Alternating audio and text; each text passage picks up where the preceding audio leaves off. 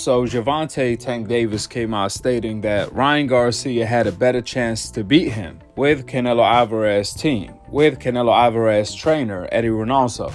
Check it out. What do you make of him switching trainers, right? Leaving the Canelo team and then going over to Goosen? Oh, I got a smile out of that one. All right. What do you make of that? He had a better chance winning with them. Is that right?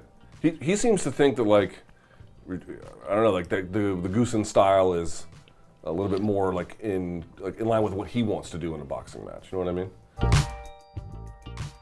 Now, what's interesting, if Canelo Alvarez team means so much, how come Canelo couldn't do anything to Bivol? You see, Canelo doesn't even want the Bivol rematch, as he disactivated his rematch clause to fight a 40-year-old Gennady Golovkin.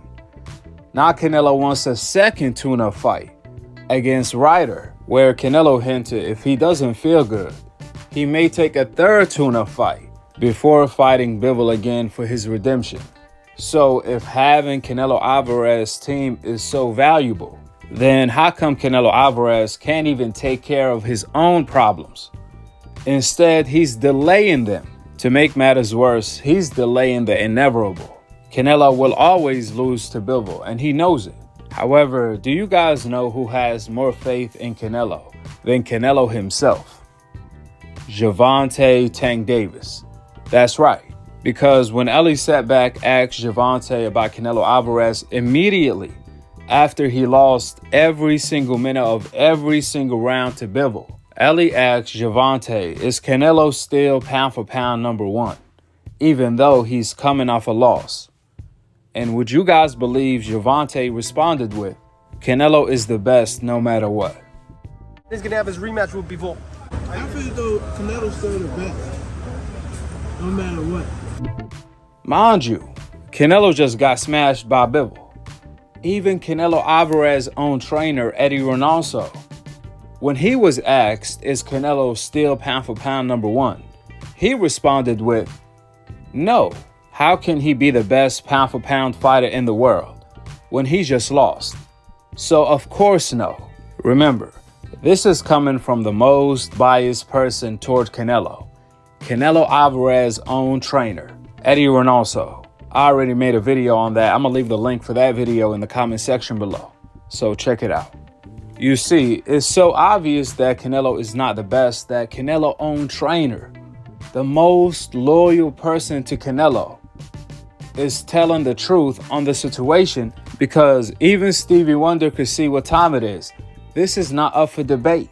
However, on the other hand, Gervonta, he's still living in denial. He will ignore the truth just to please Canelo Alvarez fans and tell them what they want to hear, even though they don't even like him.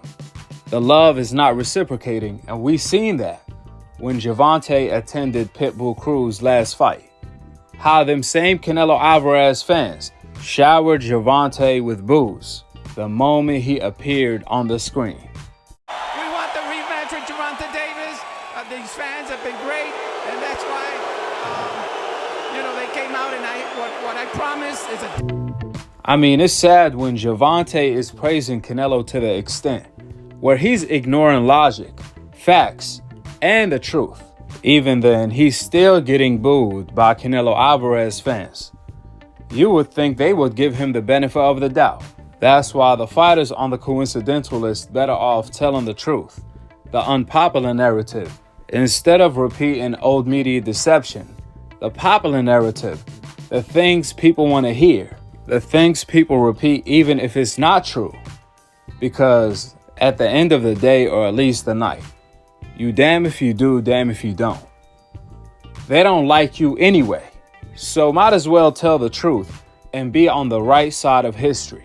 And to make one thing clear, Gervonta is not the only one that's a victim to the deception. You also have Errol Spence Crawford, and the list goes on and on and on of all of these fighters on the coincidental list. Nevertheless, when it comes to Ryan and his new trainer, from what I've seen, Ryan looked way better now than when he was with Canelo Alvarez trainer. Because when Ryan was with Eddie Reynoso and he fought Luke Campbell, he He kept walking into punches left and right.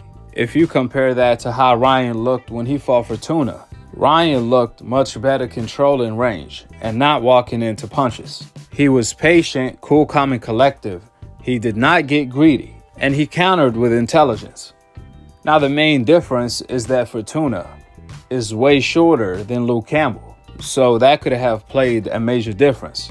Nevertheless, Ryan doesn't necessarily have to worry about Gervonta's height and reach. Gervonta is more like Fortuna than Luke Campbell when it comes to his height and reach. So in my opinion, I think Ryan is fine where he is at the moment in time, as Canelo Alvarez and his trainer have their own Bivol problems. The Mexican assassin. With the facts being laid out, drop your thoughts in the comment section below. Subscribe below and click on the notification bell to be continued on the next episode of Akhi, Akhi TV. Peace. Wa alaikum assalam wa rahmatullahi wa barakatuh.